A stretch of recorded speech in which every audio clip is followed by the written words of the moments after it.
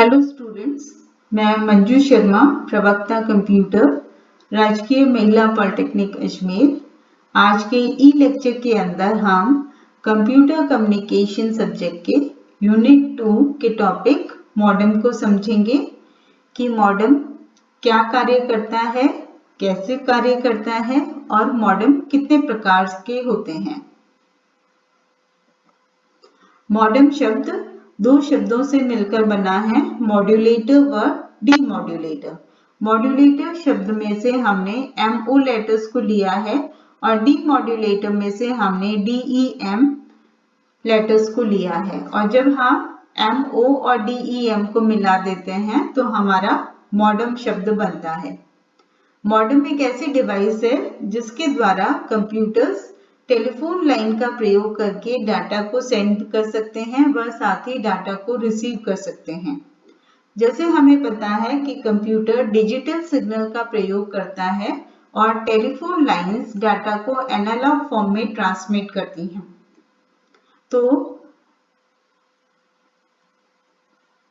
Telephone line पे data को transmit करने से पहले हमें डिजिटल सिग्नल को एनालॉग फॉर्म के अंदर कन्वर्ट करना होता है। तो मॉडेम में मॉड्यूलेटर होता है और मॉड्यूलेटर डिजिटल सिग्नल को एनालॉग फॉर्म में कन्वर्ट कर देता है। वैसे ही रिसीविंग एंड वाले मॉडेम के अंदर एक डीमॉड्यूलेटर होता है जो कि एनालॉग सिग्नल को वापस डिजिटल फॉर्म के अंदर चेंज कर देता है। तो सभी मॉडेम के अंदर दो डिवाइसेस होती हैं या दो पार्ट्स होते हैं, एक है मॉड्यूलेटर और दूसरा है डीमॉड्यूलेटर। जैसे यहाँ हम देखें, ये सपोज हमारा सेंडर कंप्यूटर है और ये हमारा रिसीवर कंप्यूटर है। तो डाटा ट्रांसमिट करते वक्त सेंडर कंप्यूटर ने डाटा को डिजिटल फॉर्म के अंदर मॉडेम को भेज दिया, इसलिए आप ये देखो कि यहाँ पे डिजिटल सिग्नल शो हो रखे हैं। इस मॉडेम के अंदर जो मॉड्यूलेटर है उसने डिजिटल सिग्नल को एनालॉग फॉर्म में कन्वर्ट किया और टेलीफोन लाइन पर ट्रांसमिट कर दिया। रिसीविंग मॉडेम जब ये एनालॉग सिग्नल को रिसीव करता है तो वो उसे वापस डिजिटल फॉर्म में कन्वर्ट कर देता है। तो यहाँ पे ये डिजिटल फॉर्म में कन्वर्ट हो गए और डिजिटल फॉर्म में कन्वर्ट करने के बाद ये डिजिटल सिग्नल कंप्यूटर को भेज देता है। तो मॉडेम के अंदर मॉड्यूलेटर और डीमॉड्यूलेटर दोनों डिवाइस होती हैं। तो इस फिगर के अंदर मॉडेम के ब्लॉक्स शो किए हैं। सभी मॉडेम के अंदर 4 ब्लॉक्स होते हैं, digital interface, line interface, transmitter और रिसीवर। जो हमारा डिजिटल इंटरफेस है वो कंप्यूटर के साथ जो हमने कनेक्शन किया है उसको कंट्रोल करता है और कंप्यूटर को हम यहाँ पे DTE से रिप्रेजेंट कर रहे हैं। DTE का फुल फॉर्म होता है डाटा टर्मिनल इक्विपमेंट। तो डिजिटल इंटरफेस कंप्यूटर और मॉडेम के बीच में जो हमने इंटरफेस किया है उसको कंट्रोल करता है। वैसे ही लाइन इंटरफेस मॉडेम और ट्रांसमिशन मीडिया यानी कि टेलीफोन लाइन के बीच में जो कनेक्शन है उसको कंट्रोल करता है। लाइन इंटरफेस से एक वायर यहाँ पे टेलीफोन इंस्ट्रूमेंट के जा रहा है। ट्रांसमीटर सेक्शन में मॉड्यूलेटर होता है जो कि डिजिटल सिग्नल को एनालॉग फॉर्म में कन्वर्ट करता है। रिसीवर सेक्शन में डीमॉड्यूलेटर होता है जो कि एनालॉग सिग्नल को डिजिटल सिग्नल के अंदर कन्वर्ट करता है। अब दो मॉडेम्स के बीच में जो हमारा ट्रांसमिशन मीडिया या टेलीफोन लाइन है वो या तो डेडिकेटेड सर्किट हो सकते हैं या फिर स्विच टेलीफोन नेटवर्क हो सकते हैं। अब डेडिकेटेड सर्किट का मतलब क्या है, जैसे यहाँ पे एक हमने टेलीफोन लाइन कनेक्ट करी है ये दोनों मॉडेम्स के बीच में। तो जब ये टेलीफोन लाइन सिर्फ इन दो मॉडेम्स के द्वारा ही यूज की जाएगी और कोई मॉडेम इसको यूज नहीं कर सकते हैं, तो इसको हम कहते हैं डेडिकेटेड ट्रांसमिशन मीडिया। अगर स्विच टेलीफोन सर्किट्स का प्रयोग कर रहे हैं तो मॉडेम को हम लोकल टेलीफोन एक्सचेंज के साथ कनेक्ट कर देते हैं। तो दो मॉडेम्स के बीच में ये जो ट्रांसमिशन मीडिया है वो या तो डेडिकेटेड सर्किट हो सकते हैं या फिर स्विच टेलीफोन नेटवर्क हो सकते हैं। अगर स्विच टेलीफोन सर्किट्स का प्रयोग कर रहे हैं तो मॉडेम को हमें टेलीफोन एक्सचेंज के साथ कनेक्ट करना होता है। अब मॉडेम की वर्किंग को समझने के लिए वापस हम इसी फिगर पर आ जाते हैं। ये हमारा सेंडर कंप्यूटर है, ये हमारा रिसीवर कंप्यूटर है। तो डाटा ट्रांसमिट करने से पहले जो हमारा सेंडर है वो सबसे पहले एक रिक्वेस्ट टू सेंड, क्योंकि इसे डाटा को सेंड करना है इसलिए request to send RTS signal modem को भेजता है। ये मॉडेम दूसरे मॉडेम को एक data carrier detect DCD signal भेजता है। सेकेंड मॉडेम के पास जब ये डाटा कैरियर डिटेक्ट सिग्नल पहुंचता है तो दोनों मॉडेम के बीच में कुछ कंट्रोल सिग्नल्स आपस में एक्सचेंज होते हैं कम्युनिकेशन चैनल को एस्टेब्लिश करने के लिए, और इसको हम हैंडशेकिंग कहते हैं। तो एक बार दोनों मॉडेम के बीच में एक कम्युनिकेशन चैनल एस्टेब्लिश हो गया, उसके बाद जो हमारा सेकेंड मॉडेम है वो data set ready signal receiver computer को भेजता है। रिसीवर कंप्यूटर एक data terminal ready signal modem को भेजता है। सेकेंड मॉडेम ये data terminal ready signal first modem को भेज देता है। फर्स्ट मॉडेम के पास जब ये डाटा टर्मिनल रेडी सिग्नल आता है तो ये एक clear to send signal computer को भेज देता है। तो क्लियर टू सेंड सिग्नल जब इस कंप्यूटर के पास आता है उसके बाद ये कंप्यूटर अपने डाटा को सेंड करता है।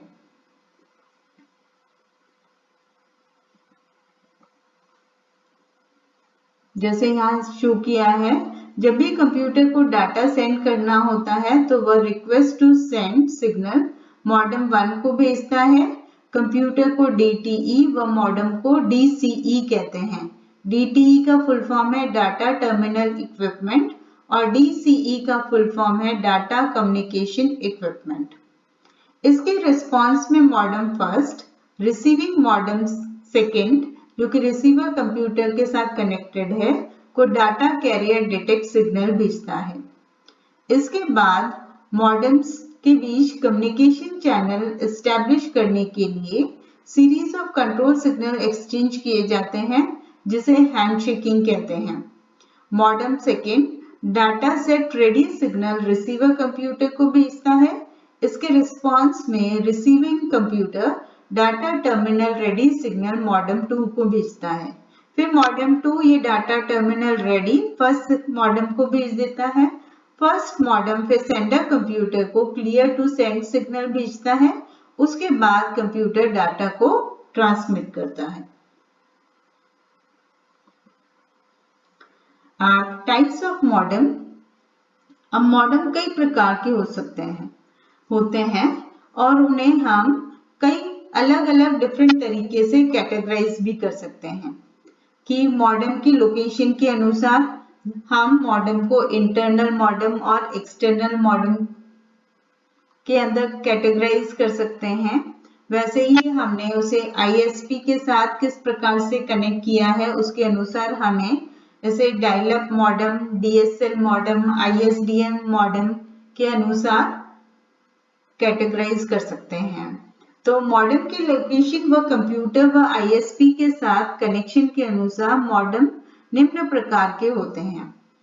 सबसे पहला हम ले रहे हैं इंटरनल मॉडेम। इंटरनल मॉडेम को CPU के मदरबोर्ड के स्लॉट्स में इंस्टॉल किया जाता है। इसे एक कंप्यूटर से दूसरे कंप्यूटर तक आसानी से नहीं ले जा सकता।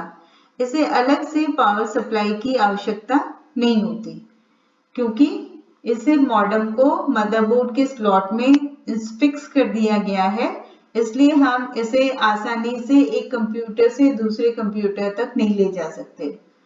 अब इसको अलग से पावर सप्लाई की जरूरत इसलिए नहीं होती है क्योंकि ये जो कंप्यूटर को पावर सप्लाई आ रही है वो ही मॉडेम के द्वारा भी यूज की जाती है, इसलिए इंटरनल मॉडेम को अलग से पावर सप्लाई देने की आवश्यकता नहीं होती। एक्सटर्नल मॉडेम नाम से ही पता चल रहा है कि ये बाहर प्रेजेंट है, यानी कि कंप्यूटर का पार्ट नहीं है, और इसको हम एक्सटर्नली कंप्यूटर के साथ कनेक्ट करते हैं और कंप्यूटर के COM1 या COM2 पोर्ट के ऊपर हम एक्सटर्नल मॉडेम को कनेक्ट किया जाता है। क्योंकि ये कंप्यूटर का पार्ट नहीं है, इसलिए हमें इसे अलग से पावर सप्लाई देने की जरूरत पड़ती है। जो एक्सटर्नल मॉडेम है वो ISP के साथ कनेक्शन के अनुसार डायल अप मॉडेम हो सकता है, DSL हो सकता है या ISDN हो सकता है। तो dial up modem, DSL modem external modem के एग्जाम्पल हैं। वायरलेस मॉडेम, अब वायर की जगह एयर के थ्रू डाटा को ट्रांसमिट करते हैं, कि यहाँ पे टेलीफोन वायर्स की जगह एयर के थ्रू डाटा को ट्रांसमिट किया जाता है। इन्हें रेडियो फ्रीक्वेंसी मॉडेम भी कहते हैं। और वायरलेस लैन के अंदर हम वायरलेस मॉडेम का यूज करते हैं। फैक्स मॉडेम का यूज, नेक्स्ट है फैक्स मॉडेम। फैक्स मॉडेम का यूज कर कंप्यूटर टेक्स्ट डॉक्यूमेंट्स को टेलीफोन लाइन के थ्रू ट्रांसमिट कर सकते हैं। फैक्स मॉडेम का यूज करने पर जो हमारा कंप्यूटर है वो फैक्स मशीन की तरह कार्य करता है।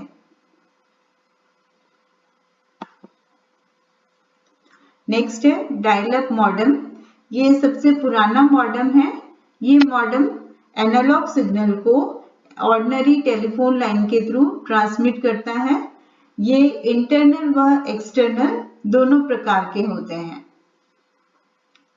नेक्स्ट है DSL। DSL का फुल फॉर्म है digital subscriber line. DSL modem को ब्रॉडबैंड मॉडेम भी कहते हैं। ये मॉडेम हाई स्पीड पर डाटा ट्रांसमिट करते हैं। ये मॉडेम ब्रॉडबैंड सर्विस प्रोवाइड करते हैं। ऑर्डिनरी टेलीफोन लाइंस पर high speed internet service provide करने के लिए DSL मॉडेम का यूज किया जाता है। नेक्स्ट है ISDN modem. ISDN stands for integrated services for digital network. ISDN standard के द्वारा वॉइस, वीडियो व डाटा को एक ही लाइन या ऑप्टिकल फाइबर के थ्रू ट्रांसमिट कर सकते हैं। ये डाटा को डिजिटल मोड में ट्रांसमिट करते हैं। डायरेक्शनल कैपेसिटी, यानी कि डाटा किस प्रकार से कैसे फ्लो हो रहा है, उसके अनुसार मॉडेम को हम दो प्रकार के होते हैं। फर्स्ट है हाफ ड्यूप्लेक्स मॉडेम, सेकंड है full duplex modem. Half duplex modem, ये मॉडेम एक समय में सिर्फ एक ही डायरेक्शन में डाटा को ट्रांसमिट करता है। और फुल ड्यूप्लेक्स मॉडेम, ये मॉडेम दोनों डायरेक्शन में एक साथ डाटा को ट्रांसमिट कर सकता है। आप टेलीफोन लाइन के साथ हम किस प्रकार से कनेक्शन कर रहे हैं उसके अनुसार मॉडेम दो प्रकार के होते हैं, 2 वायर मॉडेम और 4 वायर मॉडेम। 2 वायर मॉडेम में सेम पेयर ऑफ वायर्स को आउटकमिंग व इनकमिंग कैरियर्स के लिए यूज किया जाता है। और 2 वायर मॉडेम 4 वायर मॉडेम से सस्ता होता है। जैसे यहाँ इस फिगर के अंदर शो किया है कि ये 2 वायर्स काम में ले रहे हैं और 2 वायर को यहाँ पे डॉटेड लाइन से शो किया है। तो यहाँ पे सेम वायर आउटकमिंग व इनकमिंग कैरियर्स के लिए यूज किया जाता है। तो यहाँ पे एक की इनकमिंग कैरियर की फ्रीक्वेंसी f1 है और आउटगोइंग कैरियर की इनकमिंग की फ्रीक्वेंसी f2 है और आउटगोइंग कैरियर की फ्रीक्वेंसी f1 है। तो दोनों की आउटगोइंग और इनकमिंग कैरियर्स के लिए सेम वायर का यूज किया जाता है। एक फ्रीक्वेंसी के लिए f1 से शो करी है और दूसरे के लिए फ्रीक्वेंसी f2 से शो करी है।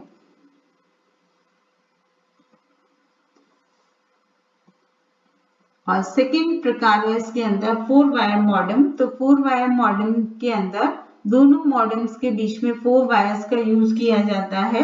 वायर्स का एक पेयर आउटगोइंग कैरियर के लिए व दूसरा पेयर इनकमिंग कैरियर के लिए यूज किया जाता है। Both full duplex and half duplex mode of transmission are possible. तो जो हमारा 2 वायर मॉडेम है वो जनरली हमें हाफ ड्यूप्लेक्स मोड प्रोवाइड करता है या हाफ ड्यूप्लेक्स मोड का यूज करता है। ट्रांसमिशन मोड के अनुसार मॉडेम दो प्रकार के होते हैं, एसिंक्रोनस मॉडेम और सिंक्रोनस मॉडेम।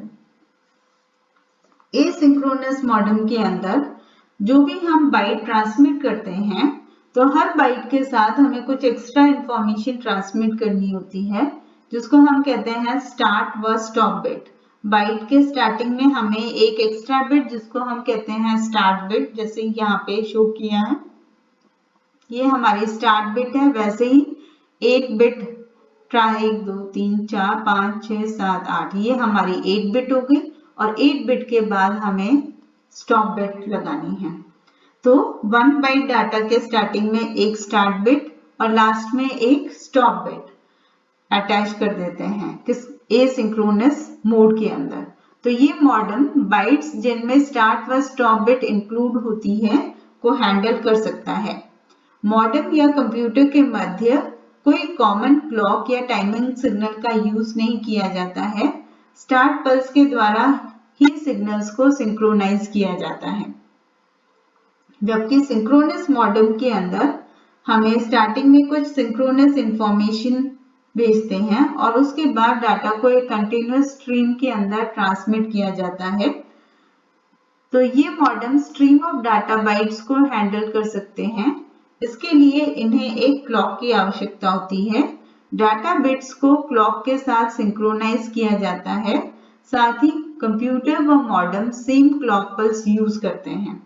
तो सिंक्रोनस मॉडेम के अंदर कंप्यूटर और modem same clock pulse use करते हैं, जबकि एसिंक्रोनस मॉडेम के अंदर कंप्यूटर और मॉडेम के बीच में कोई कॉमन टाइमिंग या कॉमन क्लॉक यूज नहीं की जाती है।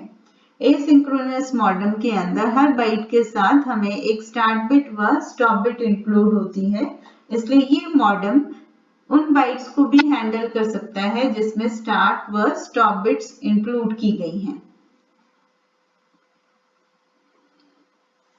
जबकि सिंक्रोनस मॉडेम के अंदर डाटा बिट्स को स्टार्टिंग में सिंक्रोनस इंफॉर्मेशन होती है, फिर डाटा को स्ट्रीम ऑफ बाइट्स के रूप में ट्रांसमिट किया जाता है। जैसे यहाँ पे आप देखिए ये हमारा मॉडेम है, ये डाटा सेंड हो रहा है, ये डाटा रिसीव हो रहा है, ये ट्रांसमीटर क्लॉक है, ये रिसीवर क्लॉक है। तो ये जो ट्रांसमीटर क्लॉक और रिसीवर क्लॉक है ये कंप्यूटर और मॉडेम के साथ शेयर की जाती है, क्योंकि सिंक्रोनस मॉडेम के अंदर कंप्यूटर और मॉडेम सेम क्लॉक पल्स का यूज करते हैं। Thank you.